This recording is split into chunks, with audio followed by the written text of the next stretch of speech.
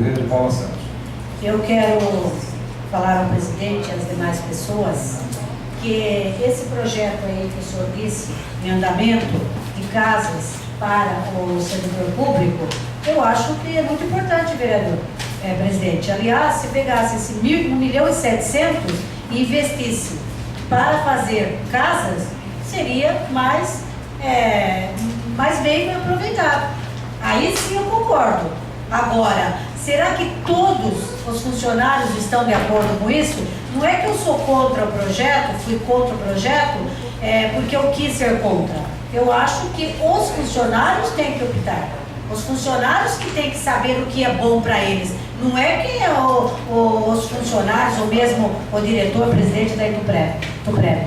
Então eu acho que os funcionários têm o dever de estar atento a isso aí, porque, como disse o Dr. Bastos, se qualquer um de nós, por exemplo, tivéssemos dinheiro e investir no imóvel, Dr. Bastos, é diferente, o dinheiro seria nosso.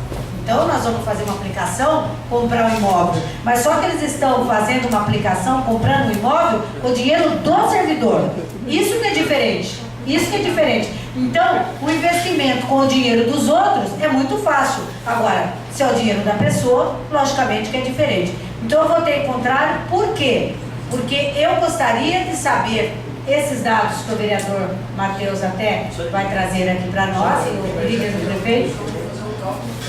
do prefeito, e também que os funcionários municipais, os servidores, tivessem conhecimento do que vai acontecer aqui na próxima semana, onde estão comprando um imóvel de 1.700.000 e simplesmente eu não sei se eles estão sendo comunicados.